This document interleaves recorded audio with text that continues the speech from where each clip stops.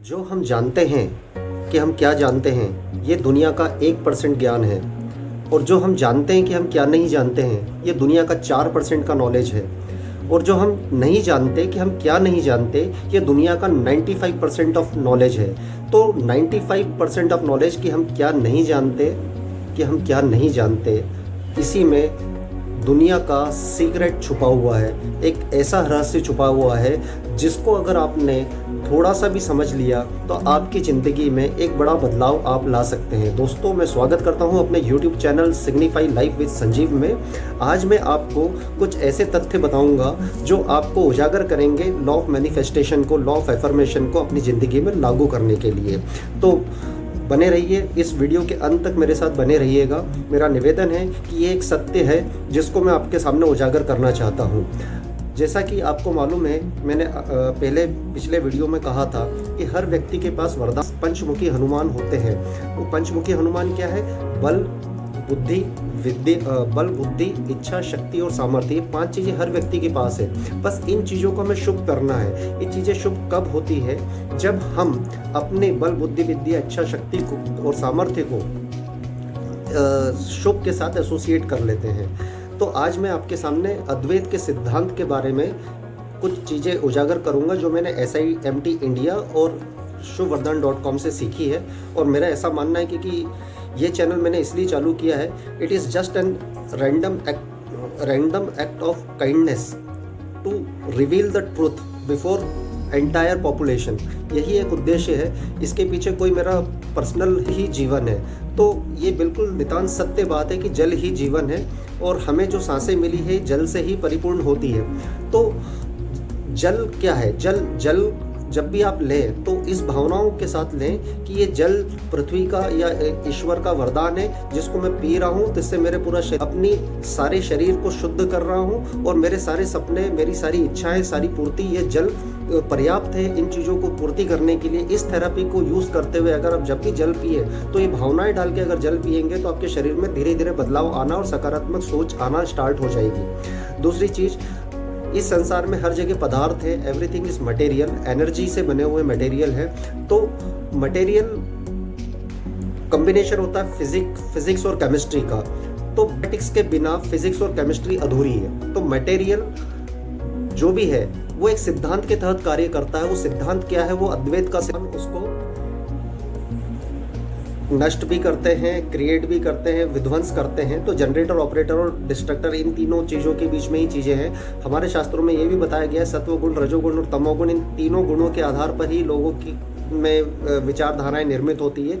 हमारे साइंस में भी ये बताया गया है कि फिजिक्स, एटम का जो स्मॉलेस्ट पार्टिकल होता है वो इलेक्ट्रॉन, प्रोटॉन, न्यूट्रॉन होते हैं। तो ये सभी चीज़ 3 के समावेश में है। तो 3, 6 और 9 को हमें कैसे समझेंगे? 3 रिप्रेजेंट करता है मेल एनर्जी को और 6 रिप्रेजेंट करता है फीमेल एनर्जी को। और जब 3 + 6 हो जाता है तो ये बनता है 9। तो कहने का मतलब जब शिव का समावेश शक्ति के साथ होता है तो वो नारायण बन जाती है। तो कहने का तात्पर्य ये है कि 3 + 6 = 9। 9 इज द कंप्लीट वर्ल्ड, जिसमें पूरी सृष्टि समाहित है।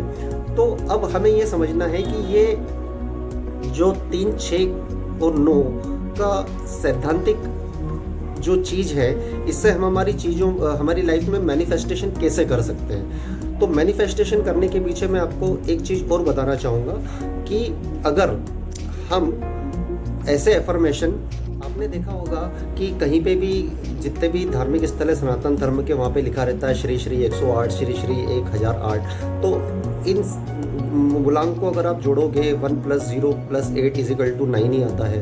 1 + 0 + 0 + 8 = 9 ही आता है। तो कुल मिला के 9 इज़ द कंप्लीट वर्ड, जिससे सारी चीज़ों में समाहित है। तो 9 के बाद 0 आ जाता है। तो क्रिएशन 0 से स्टार्ट होकर 9 पे आता है और 9 से फिर 0 हो जाता है। तो डिस्ट्रक्शन 9 के बाद शुरू होता है और 9 पे आने पे ये संपूर्णता आ जाती है। तो संपूर्णता क्या है? ईश्वर है। और इनकम्प्लीटनेस क्या है? वो भी ईश्वर है।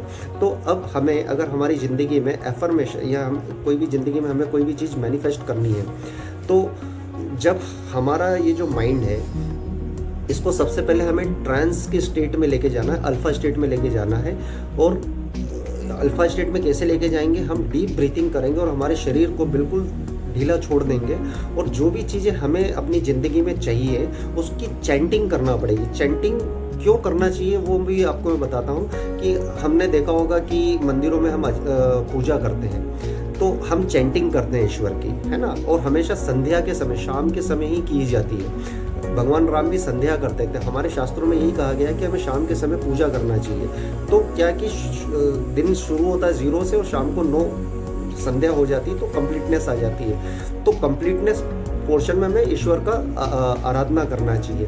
तो हम ये मानेंगे कि जब हमारा माइंड ट्रांस के स्टेट में, अल्फा स्टेट में जाएगा और सुबह अगर हम 3 बार हमारी जो भी इच्छाएं हैं उसको अगर हम चैंटिंग करके जोर जोर से हमारे सबकॉन्शियस माइंड में इंस्टॉल करेंगे तो वो चीज़, और ऐसा अगर हम आने वाले 45 दिन तक करेंगे तो वो चीज़ हमारी ज़िंदगी में रियलाइज़ होने लगेगी, हो जाएगी। इसके पीछे लॉजिक भी है, क्योंकि 45 दिन तक ही क्यों, 45 दिन तक इसलिए कि अगर कंसिस्टेंटली हमने मॉर्निंग में 3 बार, दोपहर में 6 बार और शाम के समय 9 बार, मतलब 3-6-9 के रोटेशन को हमें फॉलो करना है। जब भी हम कोई एफर्मेशन बोले तो वो चीज़ हमारी लाइफ में रियलाइज़ हो जाएगी।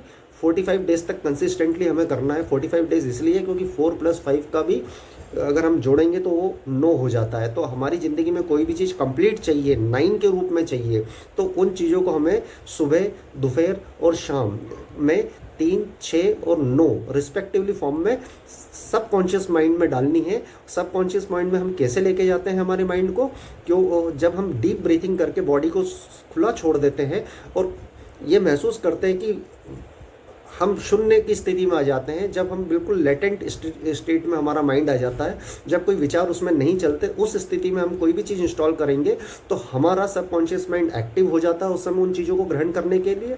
और जो हमारा कॉन्शियस माइंड है, जो तर्क वाली बुद्धि है, वो साइलेंट हो जाती है, क्योंकि जहाँ पे लॉजिक ख़त्म होता है वहीं से मैजिक स्टार्ट होता है। यही सबसे बड़ी खूबी है हमारे संसार की, हमारे परमात्मा की। अगर आपको ये वीडियो पसंद आया है तो मेरे YouTube चैनल को ज़रूर सब्सक्राइब करें। मेरे चैनल का नाम है सिग्निफाई लाइफ विद संजीव, और ये तक शेयर करें जिससे वो अपने law of manifestation, law of affirmation को किस तरीके से लागू करना है वो अगर करेंगे 3, 6, 9 के कम्बिनेशन को रखते हुए तो अपनी ज़िंदगी में एक बड़ा बदलाव ला सकते हैं। धन्यवाद।